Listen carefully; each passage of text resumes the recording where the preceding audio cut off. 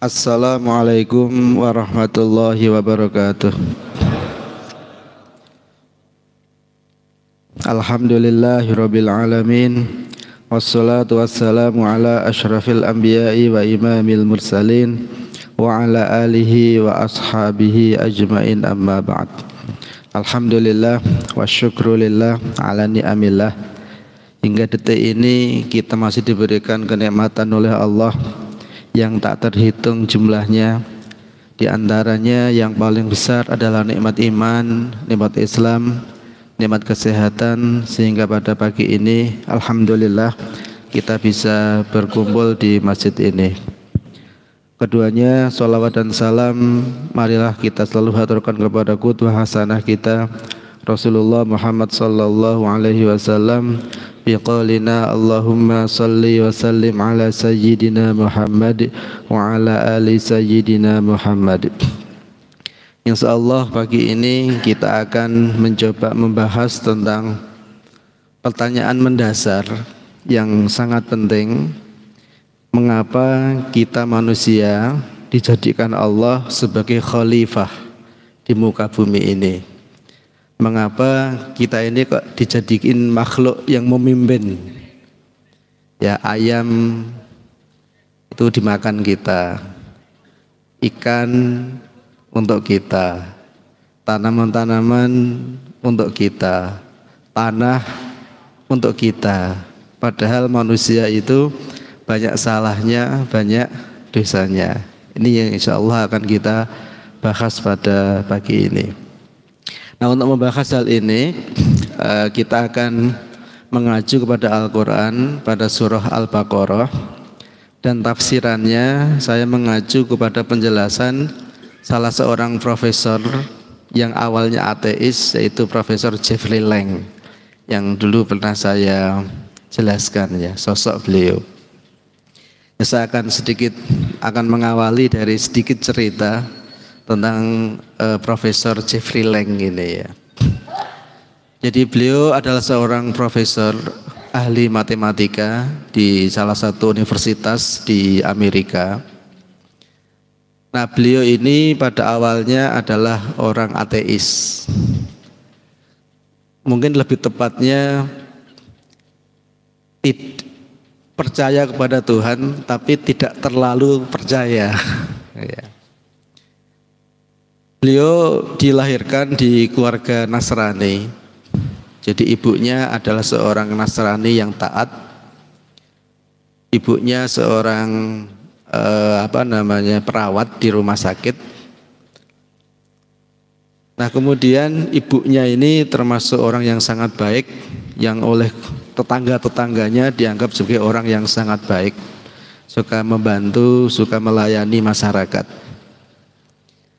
Nah, sebaliknya bapaknya, ini kata beliau ya, ini adalah orang yang jahat, suka mabuk, suka judi, dan kalau udah mabuk, udah judi, ketika dia pulang itu suka mukuli ibunya. Di malam hari, yang ketika orang-orang udah pada tidur, ketika bapaknya pulang marah-marah, suka mukuli ibunya. Nah, kemudian dalam situasi seperti itu, Jeffrey Lang muda ini sering berdoa kepada Tuhan. Ya Tuhan, ubahlah bapak saya. Atau kalau nggak bisa diubah, matikan dia, hilangkan dia dari hadapan kami. Di setiap malam kejadian seperti itu terjadi. Dan setiap dia berdoa, tapi Tuhan tidak pernah hadir. Keadaan seperti itu selalu berulang dan berulang. Sampai dia punya kesimpulan bahwa sebetulnya Tuhan itu tidak ada. Kalau memang Tuhan itu ada, harusnya Tuhan itu datang campur tangan dan membantu hambanya yang lemah. Tapi dia selalu berdoa, memohon kepada Tuhan, tapi Tuhan tidak pernah datang. Masalah selalu datang silih berganti seperti itu. Sehingga dia akhirnya berkesimpulan waktu dia masih kecil ya, bahwa Tuhan itu tidak ada. Ataupun kalaupun Tuhan itu ada, Tuhan itu enggak adil. Masa orang baik dibiarkan dizalimi oleh orang-orang jahat? Dan dia sudah minta agar Tuhan campur tangan, tapi ternyata Tuhan tidak pernah datang untuk campur tangan. Maka dia punya kesimpulan Tuhan itu tidak ada, ataupun kalaupun ada, Tuhan itu tidak peduli dengan hambanya, nggak peduli dengan makhluknya, dan Tuhan itu tidak adil. Kesimpulan dia ya. Maka dia akhirnya ketika dia tumbuh, dia nggak peduli dengan yang namanya Tuhan dan nggak peduli dengan yang namanya agama. Sebab itu semua kata dia hanya nonsens, sesuatu yang tidak ada realitanya. Maka betul kata orang-orang ateis, kata dia, Tuhan itu hanya tempat berkeluh kesah orang-orang tertindas. Tapi dia tidak pernah datang betul-betul datang kepada manusia untuk menyelesaikan masalah-masalah yang dihadapi oleh manusia. Sampai akhirnya dia sekolah, sampai akhirnya dia itu kuliah. Nah, ketika kuliah itu dia akhirnya bertemu dengan salah seorang mahasiswa, kalau nggak salah dari Mesir atau dari Turki ya. Nah, kemudian mahasiswa dari Mesir atau dari Turki ini tentu saja seorang Muslim. Nah, dia sebetulnya nggak begitu senang bergaul dengan orang-orang yang beragama. Tapi temannya ini meyakinkan kepada Jeffrey Lang bahwa dia juga nggak peduli dengan agama. Maka dia senang, akhirnya dia bergaul dengan temannya yang Muslim tapi nggak peduli dengan agamanya. Begitu dekatnya sampai akhirnya Jeffrey Lang ini sering berkunjung ke rumah temannya, sampai akrab dengan keluarga dari temannya yang tidak peduli dengan agamanya. Sampai suatu saat dia itu kaget. Kenapa dia kaget? Ternyata tanpa sepengetahuan dia, terjemahan Al-Quran dalam bahasa Inggris itu diletakkan di mejanya. Dan dia kaget. Apa teman saya ini mau mempengaruhi saya ya? Kenapa dia meletakkan buku Al-Quran itu di mejanya? Apa sekarang dia berubah? Yang dulu nggak peduli agama, sekarang dia peduli dengan agama. Kemudian buku itu diambil, ditaruh di rak. Dia nggak peduli dengan kitab suci, nggak peduli dengan agama. Tapi dia agak curiga dengan temannya ini. Apa dia udah berubah? Tapi dia senang, ternyata temannya ini tampaknya nggak berubah, masih seperti biasa, nggak peduli dengan agama, ya nggak sholat, ya makan sesukanya gitu. Sampai suatu saat akhirnya Jeffrey Lang ini ya bekerja jadi seorang profesor di bidang matematika. Maka dia semakin ateis. Dia akhirnya menemukan teori-teori, menemukan hukum-hukum dalam ilmu pengetahuan yang membenarkan bahwa memang dunia ini abadi, dunia ini ada dengan sendirinya tanpa campur tangan dari sesuatu yang dinamakan dengan Tuhan itu. Sampai akhirnya dia cerita, dia pindah rumah. Nah, ketika pindah rumah itu pindah kota, maka dia membawa barang-barangnya itu tidak sekaligus, tapi bawanya itu sedikit demi sedikit. Nah, akhirnya dia bawa buku-bukunya. Setelah itu dia bawa ke suatu kota tempat dia pindah. Sampai akhirnya malam datang, hujan. Di tempat barunya itu dia kesepian. Nah, biasanya seorang ilmuwan itu kalau kesepian itu baca buku ya. Kalau kita kalau kesepian baca apa? Ya lihat YouTube ya sekarang ya, lihat televisi ya. Dia kalau kesepian tuh baca buku. Nah, ketika waktu itu ternyata buku-buku yang dia bawa ternyata itu sudah dibaca semuanya. Tinggal satu buku yang belum pernah dia baca, yaitu Al-Quran. Dan dia terus terang nggak tertarik dengan membaca Al-Quran, karena dia terus terang nggak tertarik dengan yang namanya agama atau kitab suci atau Tuhan. Dia nggak suka dengan konsep-konsep yang seperti itu, karena kata dia itu hanya khayalan orang-orang tertindas. Nah, ketika dia membaca Al-Quran, maka dia hanya ingin baca sekilas saja, karena tidak ada buku yang lain yang baru, yang ada hanya Al-Quran. Akhirnya dia baca. Tentu saja ingin baca sekilas, sekedar untuk ngisi waktu. Maka dia baca. Yang pertama dia baca surat Al-Baqarah. Bismillahirrahmanirrahim. Terjemahan dalam bahasa Inggris. Kalau dalam bahasa Indonesia kira-kira ya dengan menyebut nama Tuhan, nama Allah yang Maha Pengasih lagi Maha Penyayang. Alhamdulillahi Rabbil Alamin.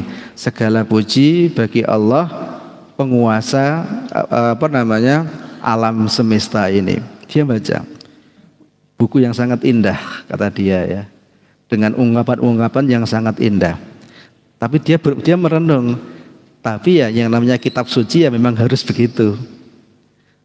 Tapi nonsens tidak ada dalam kenyataan. Dia selesai baca Al-Fatihah itu dia mengatakan, ini sebuah buku yang sangat luar biasa, menarik. Tapi dia tetap tidak tertarik dengan yang namanya Tuhan, nggak tertarik dengan yang namanya agama. Dan dia punya persepsi bahwa semua manusia itu jahat.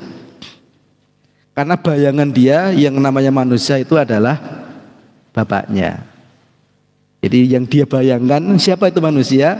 Manusia itu adalah bapaknya, dan bapaknya itu adalah manusia jahat. Makanya dia setiap berbicara atau mendengar kata manusia, itu pengalaman yang dia peroleh itu adalah makhluk yang sangat jahat. Sampai kemudian dia baca surat Al-Baqarah. Nah, di dalam surat Al-Baqarah itu diawali dengan kata alif lam mim. Alif lam mim. Dia ketika melihat ayat ini, dia itu kaget sekaligus jengkel. Kenapa dia jengkel? Kalau jalan jengkel enggak? Kenapa dia jengkel? Dia kan profesor matematika yang sering bergulat dengan rumus-rumus matematik kan. Nah, kenapa dia jengkel? Dia jengkel kenapa buku itu diawali dengan rumus. Dan dia tahu yang namanya rumus, kalau dia ingin tahu apa maksud dari rumus itu, dia harus membaca semua buku itu. Baru dia mengerti maksud dari rumus itu. Dia kalau nggak baca semuanya, nggak mungkin dia ngerti maksud dari rumus itu. Nah, kenapa dia jengkel? Karena dia sebetulnya hanya ingin baca buku itu sekedar untuk ngisi waktu. Dia jengkel, kurang ajar gitu. Saya itu pengennya baca buku ini sekedar ngisi waktu. Loh, kok saya dikasih rumus, kok saya disuruh baca semuanya? Nah, dia jengkel ya. Dia jengkel dengan itu ya. Terus oke lah, terus dia coba baca berikutnya. Setelah dia baca alif, lam, mim, dia baca dzalikal kitabu la raiba fih. Dzalikal kitabu, kalau terjemahan dalam bahasa Indonesia, tentu dia bacanya dalam bahasa Inggris nggih. Dzalikal kitabu, kitab itu la raiba, tidak ada keraguan fihi, di dalamnya. Dia tuh heran, ini buku macam apa ini? Ada dua hal yang dia soroti. Yang pertama, yang namanya buku di dunia ini, yang namanya pengantar itu selalu ditulis dengan buku ini, ya enggak? Buku ini aku persembahkan untuk yang aku cintai. Buku ini aku persembahkan untuk kedua orang tuaku. Buku ini aku persembahkan untuk guru-guruku. Buku ini aku tulis, aku persembahkan untuk siapa? Untuk anak-anakku. Kan ini. Selalu pakai kata ini kan? Tidak ada buku di dunia ini yang ditulis dengan buku itu.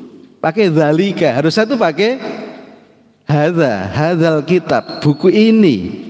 Tapi di situ tertulis buku itu. Aneh ya. Terus dia itu mencoba merenung, melihat ke atas.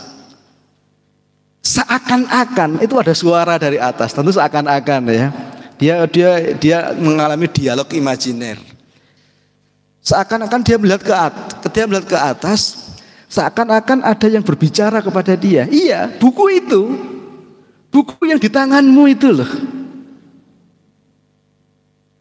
Jadi seakan-akan ada sesuatu yang diajak bicara ketika dia baca itu.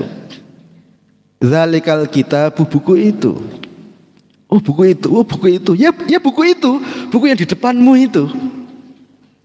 La raiba fihi. Dia heran. Wah penulis buku ini kok hebat sekali ya.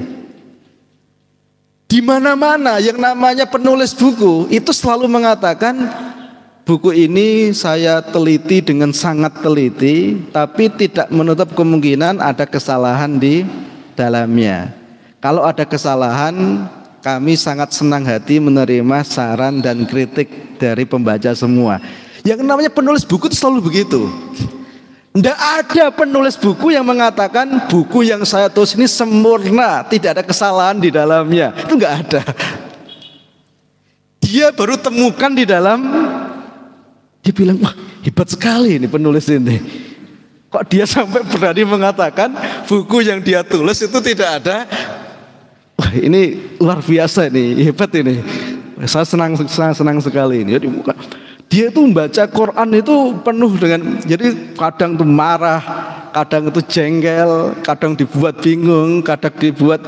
Jadi yang awalnya dia itu pengen baca hanya sekedar ngisi waktu, tanpa dia sadari semalam itu dia gak tidur gara-gara baca Al-Quran itu. Karena dia diwajak terbang, kadang dijatuhkan, kadang ditertawakan, kadang dilecehkan, dia merasa seperti itu. Jadi dia membaca Quran tuh heboh sendiri gitu. Karena dia mengalami dialog imajiner. Dia membandingkan apa yang dia baca dengan pengalaman kehidupan yang dia alami. Sampai ketika dia membaca, dia sampai membaca pada surat Al-Baqarah ayat yang ke-30. Ini yang akan kita bahas pada pagi hari ini. Dia membaca wa idz qala rabbuka lil malaikati inni ja'ilun fil ardi khalifah. Wa idz qala, dan ketika berkata rabbuka Tuhanmu lil malaikati kepada para malaikat, inni ja'ilun, bahwa kami jadikan fil ardi, di muka bumi ini, manusia khalifah, sebagai pemimpin. Ketika dia baca ayat ini, nah ini nggak benar ini penulis buku ini. Ini nggak benar, penulis buku ini nggak benar ini. Penulis buku ini adalah orang yang nggak pernah mengalami kehidupan, nggak meresapi kehidupan. Bagaimana bisa manusia yang jahat, manusia yang suka mukuli orang lain, manusia yang suka zalim kepada orang lain, manusia yang suka menumpahkan darah, manusia yang gak peduli dengan kebaikan orang lain, bagaimana bisa dijadikan sebagai pemimpin di muka bumi ini? Wah, gak benar ini. Penulis buku ini gak benar, gak paham tentang kehidupan. Kalau saya ketemu dengan dia, saya omeli dia ini. Tidak paham dia tentang kehidupan. Mungkin dia berasal dari keluarga yang baik-baik. Dia nggak seperti saya. Dia nggak punya pengalaman seperti saya. Dia nggak berhak bilang manusia itu pemimpin, karena manusia itu jahat. Karena kesan dia yang namanya manusia itu jahat. Kenapa? Karena bayangan dia yang namanya manusia itu adalah bapaknya. Dia ngomel-ngomel baca ayat ini. Setelah dia ngomel-ngomel, oke. Saya lanjutkan. Dia baca lagi. Qalu ataj'alu man yufsidu fiha wa yasfikud dima wa nahnu nusabbihu bihamdika wa nuqaddisu lak. Qalu, mereka berkata, para malaikat berkata, ataj'alu, ya Allah, ataj'alu, apakah engkau akan menjadikan fiha, di muka bumi ini, manusia, makhluk, yufsidu fiha, yang sukanya menumpahkan darah, yang sukanya berbuat kerusakan, wa yasfikud dima, dan menumpahkan darah. Ya Allah, kata malaikat, apakah engkau akan menciptakan manusia sebagai pemimpin di muka bumi ini, padahal mereka adalah makhluk yang suka merusak dan makhluk yang suka menumpahkan darah. Wa nahnu nusabbihu, padahal kami para malaikat yang kami lakukan adalah nusabbihu, bertasbih kepadamu, nusabbihu bihamdika, mensucikan dengan kemuliaanmu, wa nuqaddisu lak, dan kami mensucikan engkau setiap saat. Dia kata, loh, kenapa pertanyaan saya ada di sini?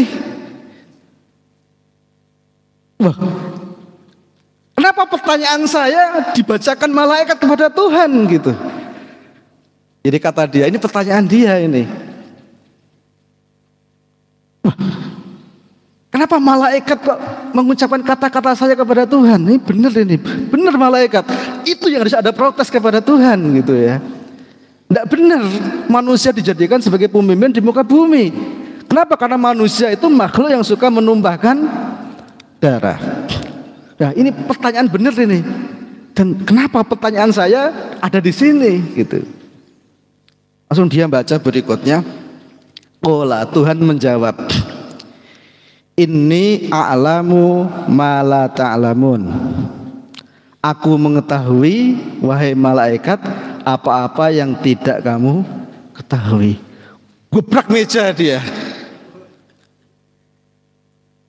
Masa pertanyaan seserius itu dijawab dengan bercanda seperti itu? Ini Tuhan macam apa ini, kata dia ya. Dia gebrak meja dia. Wah, ini Tuhan gak serius ini. Masa pertanyaan seserius itu hanya dijawab, aku mengetahui apa yang tidak kamu. Wah, bercanda ini Tuhan ini. Gak bener ini Tuhan ini ya. Oh, dia heboh sendiri ya. Oke, siap. Oke, kita lanjutin lagi ya. Wah, dia tuh membaca tuh heboh sendiri ya. Gebrak meja, kadang merasa jengkel sendiri, kadang merasa senang, kadang merasa. Kemudian dia mengatakan, dia membaca ayat berikutnya. Wa 'allama Adamal asma'a kullaha tsumma aradahum 'alal malaikah. Kemudian Tuhan mengajari nama-nama semuanya kepada kepada manusia. Diajari manusia itu. Tsumma aradahum 'alal malaikah. Setelah diajari, kemudian dia dihadapkan kepada malaikat. Apa namanya? Faqala ambiuni bi asma'i haula'i in kuntum shadiqin. Jadi setelah itu manusia diajari. Dia baru mulai berpikir, oh iya, manusia itu hanya akan bisa berpikir kalau ada informasi. Jadi manusia kalau tidak ada informasi, dia itu gak akan bisa berpikir, nggak akan bisa cerdas, nggak akan jadi seorang intelektual kalau dia tidak dapat informasi. Itulah kenapa manusia itu perlu sekolah, manusia itu perlu mondok, manusia itu perlu kuliah, agar dia itu mendapat informasi, yang dengan informasi itu manusia itu bisa berpikir. Setelah dia berpikir, dia itu kemudian menjadi seorang intelektual. Oke, berarti dia udah bisa menerima. Jadi kenapa manusia itu dijadikan pemimpin? Karena manusia itu diberi ilmu. Kenapa manusia itu jadi pemimpin? Karena manusia itu diberi akal. Sementara makhluk yang lain tidak diberi akal. Ini masuk akal bagi dia ya. Make sense. Oke, kita lanjutkan. Terus lalu diuji oleh Allah. Yang namanya ilmu diberikan itu perlu diuji. Makanya orang kuliah, orang sekolah itu ada ujian. Karena ilmu kalau nggak diujikan itu nggak diketahui apakah dia itu sudah paham atau belum. Kemudian diuji oleh Allah. Faqala ambiuni bi asma'i haula'i in kuntum shadiqin. Wahai malaikat, kamu kok berani protes kepada saya? Coba sekarang sebutkan nama-nama benda-benda ini. Yang diuji malaikat pertama kali. Apa kata malaikat? Para malaikat mengatakan, qalu subhanaka la ilma lana illa ma 'allamtana. Maha suci Engkau ya Allah. Kami enggak tahu ya Allah. Kami hanya tahu sekedar yang Engkau beri tahu. Innaka antal aziz, innaka antal alimul hakim. Ya udah, kamu nggak bisa ya. Oke, kamu nggak bisa, kamu diam dulu Pak malaikat. Kemudian Allah bertanya kepada manusia. Qala ya Adamu ambihum bi asmaihim. Wahai Adam, sekarang kamu jelaskan apa nama-nama ini. Kamu jelaskan fenomena ini. Kamu jelaskan coba sekarang. Ternyata malaikat, ternyata manusia, Nabi Adam itu bisa menjelaskan. Inteleknya jalan, akalnya jalan. Nah inilah kenapa manusia itu dijadikan Allah sebagai pemimpin di muka bumi ini. Kenapa enggak macan? Padahal dia kalau lebih kuat, kalau lari juga lebih, tapi macan nggak punya akal, hanya punya insting. Kenapa nggak kera? Kenapa nggak ikan? Ikan memang pintar, dia berenang di laut, tapi dia nggak punya akal. Kenapa nggak burung? Burung bisa terbang memang, tapi burung nggak punya akal. Tapi manusia itu punya akal. Kenapa punya akal? Karena dia diberi ilmu oleh Allah Subhanahu wa ta'ala. Maka kemudian ketika falamma amba'ahum bi asma'ihim, ketika Nabi Adam itu bisa menjelaskan apa yang diminta oleh Allah untuk dijelaskan, maka kemudian Allah mengatakan kepada malaikat, alam aqul lakum inni a'lamu ghaibas samawati wal ard wa a'lamu ma tubduna wa ma kuntum taktumun. Ya kan malaikat, kan udah tak kasih tahu. Ini Allah berfirman kepada malaikat bahwa aku itu tahu hal yang gaib yang ada di langit dan di bumi. Kenapa kamu nggak tak jadiin pemimpin di muka bumi? Karena kamu nggak punya ilmu, kamu nggak punya akal. Sementara manusia, kenapa tak jadiin pemimpin di muka bumi? Karena manusia itu tak kasih akal. Oke, sampai di sini masuk akal, oke? Sampai sini masuk akal. Kemudian, tapi pertanyaan belum terjawab. Kenapa manusia yang jahat harus menjadi pemimpin di muka bumi? Paling nggak sekarang udah terjawab satu hal, bahwa manusia itu punya akal. Tapi kenapa makhluk jahat harus menjadi pemimpin di muka bumi? Juga aneh. Ini kata Jeffrey Lang ini aneh. Anehnya begini. Allah atau Tuhan itu mau menjadikan manusia sebagai pemimpin di muka bumi, ya enggak? Tapi kenapa Tuhan ini menciptakan atau meletakkan manusia, menempatkan manusia di surga? Harusnya kalau Allah itu menciptakan manusia di muka bumi, manusia itu diletakkan di bumi. Tapi kenapa manusia yang jadi pemimpin di bumi tapi diletakkan di surga? Loh kok aneh sekali. Aneh nggak? Sama anehnya begini. Ini saya nggak tahu ini aneh atau enggak ini. Ada seorang ulama, orang tua itu. Dia itu membuatkan pondok untuk anaknya. Membuatkan pondok untuk anaknya. Nang, ini tak buatkan pondok besar. Nanti kamu yang mengelola pondok ini ya. Anaknya bilang nggih. Setelah bilang nggih, apa yang terjadi? Ternyata orang tua ini menyuruh anaknya misalnya ya untuk mondok ke Tebu Ireng. Nyambung nggak? Untuk pergi ke Tebu Ireng.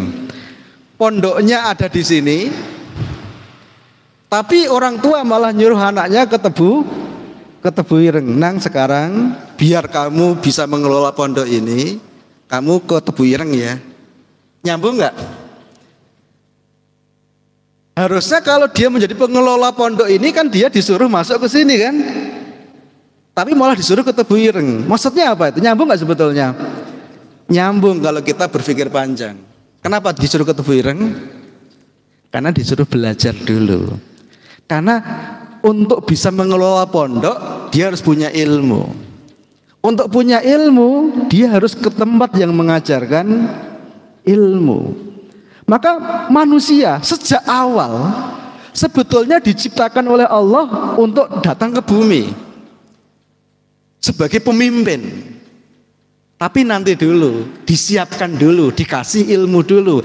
Dan ilmu itu diberikan di surga dulu. Disiapkan, dididik, digembleng di surga. Dikasih ilmu oleh Allah Subhanahu wa ta'ala. Maka Allah berfirman, wa qulna ya Adam uskun anta wa zaujukal jannah. Wahai Adam dan istrinya silakan tinggal di surga.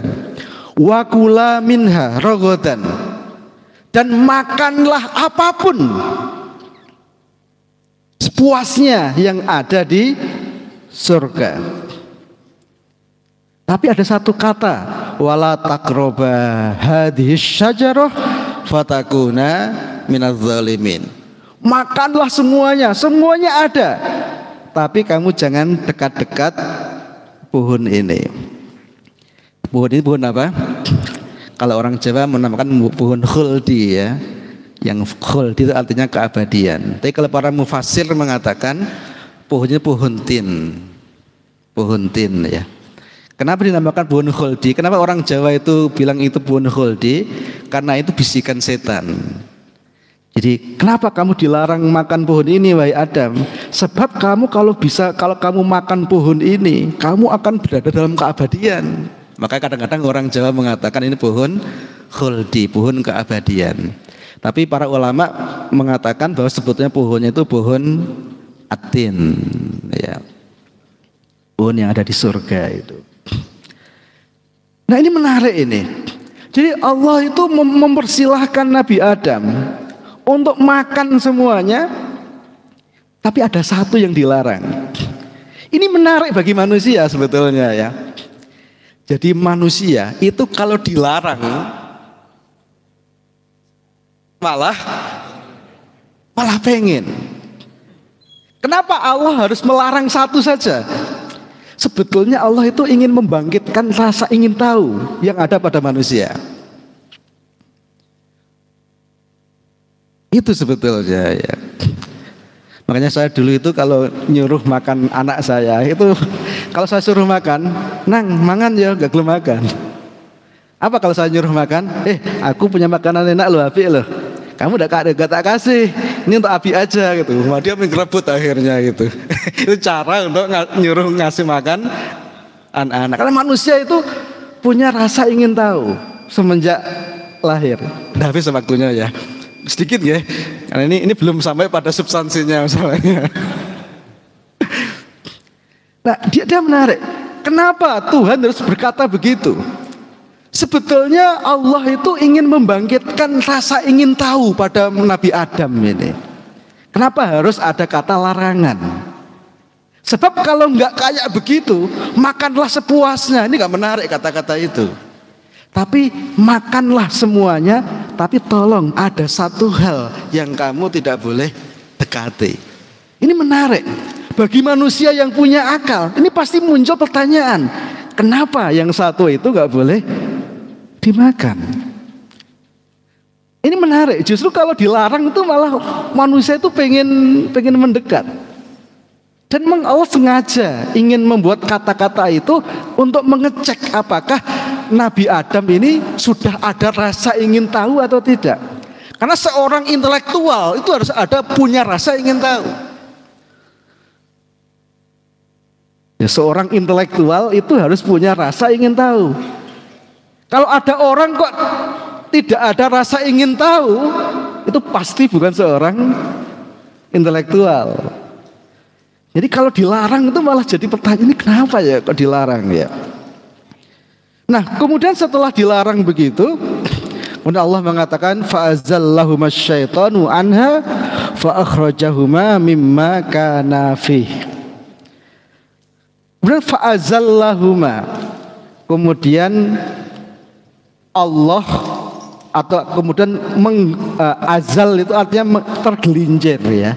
Fa'azallahuma asyaitonu, kemudian setan ini menggelincirkan Nabi Adam. Akhirnya beliau berdua itu makan buah tadi, buah yang dilarang tadi. Ini bagi Jeffrey Lang ini aneh. Kenapa aneh? Logikanya kan begini ya. Ada orang dikasih segala hal. Ada orang dikasih segala hal, cuma dilarang satu hal yang kecil, ya kan?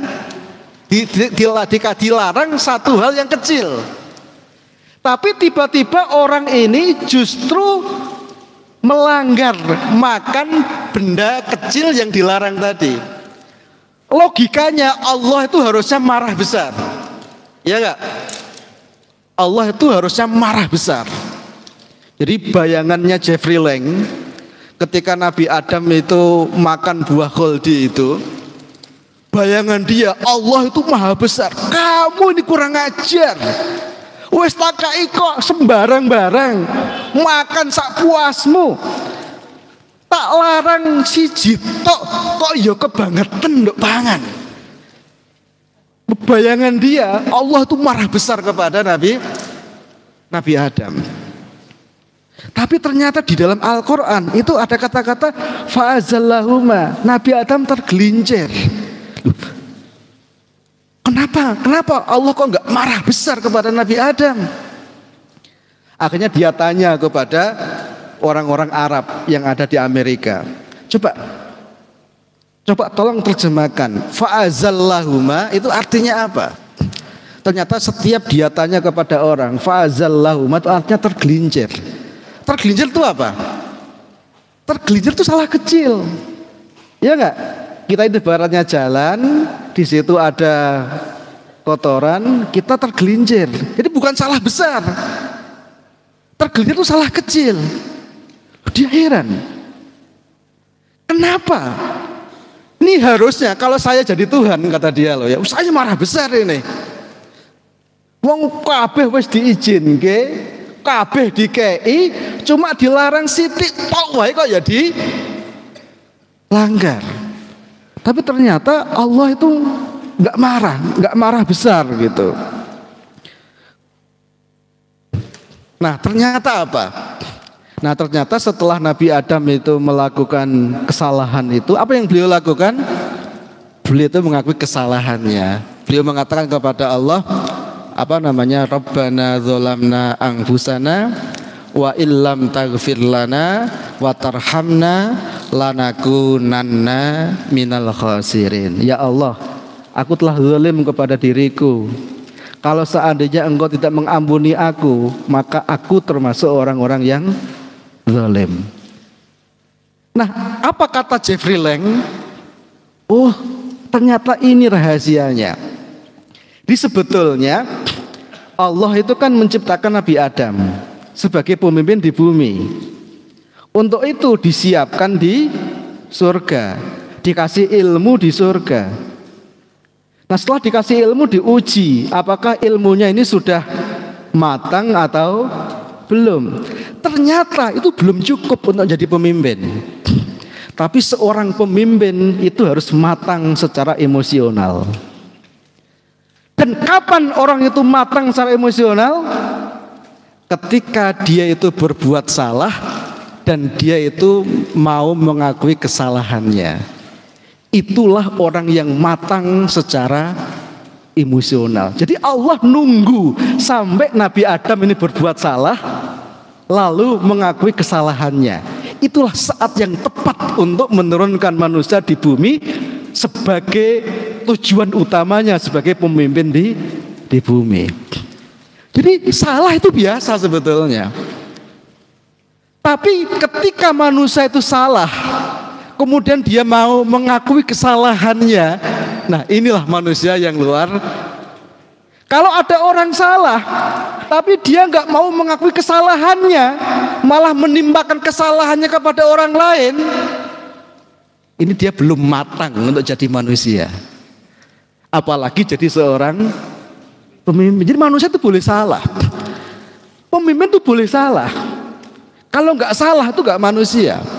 Tapi yang paling penting adalah ketika dia salah, dia mau mengakui kesalahannya. Inilah manusia yang sempurna, manusia yang matang secara intelektual dan matang secara emosional. Nah, ketika itu semuanya sudah terjadi, maka kemudian Allah mengatakan, kamu turun di muka bumi. Saat ini misi kamu sedang dimulai. Nah, kita sebetulnya saat ini sedang menjalani misi itu, dan kita diberikan oleh Allah dua hal, kematangan akal dan Sekarang tergantung kita, apakah kita mau menggunakan akal kita, emosi kita. Nah, itulah yang akan menentukan apakah kita berhasil atau tidak sebagai khalifah di muka bumi ini. Semoga ada manfaatnya. Ini pengantar, mungkin 2 menit kalau ada yang mau ditanyakan. Monggo silakan. 2 menit loh, nggak jam. Oke, monggo silakan dikasihkan dulu.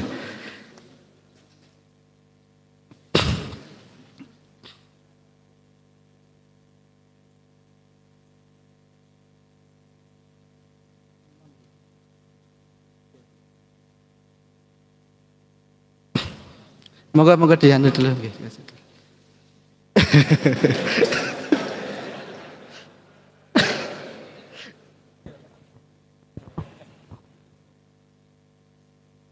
Assalamualaikum warahmatullahi wabarakatuh. Waalaikumsalam warahmatullahi wabarakatuh. Masya Allah Ustadz, kali ini kuliahnya tingkat tinggi. Saya tidak akan bertanya tapi menguatkan. Saya pernah baca juga kisah seperti Jeffrey Land, yaitu ada seorang profesor namanya Profesor Wood. Dia mengatakan begini, how can one study of something that invisible, colorless and odorless, that cannot be heard or touched? Bagaimana seseorang dapat mempelajari sesuatu agama itu, padahal agama tersebut bohong-bohongan, tidak dapat diraba. Religion is the opposite creature, the heart of heartless word, just as it is the spirit of spirit situation. Itu yang dikatakan oleh profesor. Akhirnya dia mengatakan religion is opium of people. Tapi dengan adanya begini, dia mengadakan suatu eksperimen karena mendengar di dalam Islam itu ada pertanyaan kubur. Dia justru menguji pertanyaan kubur itu ada suara. Lewat beberapa kali trial and error, akhirnya ditemukan bahwa betul-betul yang namanya Islam betul. Adanya suara di dalam pertanyaan kubur itu. Akhirnya menjadi seorang Islam yang betul-betul alim. Ini hanya sekedar penguatan saja. Semoga kita juga Islamnya akan semakin kuat dengan tauziah yang Ustadz berikan itu. Terima kasih sekali lagi. Mohon maaf saya bukan menggurui tapi hanya menguatkan saja. Terima kasih. Wassalamualaikum warahmatullahi wabarakatuh. Waalaikumsalam warahmatullahi wabarakatuh. Cukup atau ada lagi? Nggih, monggo nggih. Ada lagi. Kita tadi 6 sampai 6 lebih 5 nggih, kira-kira nggih. Kalau enggak terjawab ya mungkin lain kali nggih. Ini disampaikan dulu kalau ada unek-uneknya nggih. Terima kasih Pak Ustadz. Assalamualaikum warahmatullahi wabarakatuh. Waalaikumsalam warahmatullahi wabarakatuh. Tadi disampaikan memang di dalam orang awam memahami tentang ilmuwan. Seandainya para ilmuwan mau membaca Al-Quran, tapi mengapa sebagai ilmuwan tidak tertarik? Sebagian di dalam usaha menggapai hidayah. Bedanya orang yang berakal dalam membaca Al-Quran, maka akan senantiasa membuka halaman demi halaman, karena Al-Quran adalah sumber ilmu dan berisi tentang masa azali sampai dengan kehidupan setelah matinya. Disitulah tertariknya. Namun mereka sendiri tidak, sebagian tidak. Mohon Pak penjelasan. Terima kasih Pak Ustaz. Oke, monggo. Ada lagi? Cukup? Cukup ya.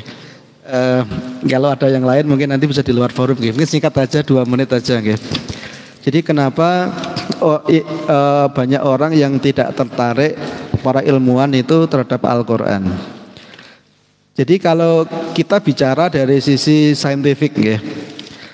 Jadi yang pertama, bagi mereka agama itu sesuatu yang tidak rasional. Makanya dia nggak tertarik. Dan kadang-kadang begini, kita sebagai orang beragama itu sering sekali menampilkan agama yang tidak rasional juga. Sehingga akhirnya orang-orang di luar sana, kan dia kan nggak membaca Al-Quran, yang dia lihat kan kita umat Islam.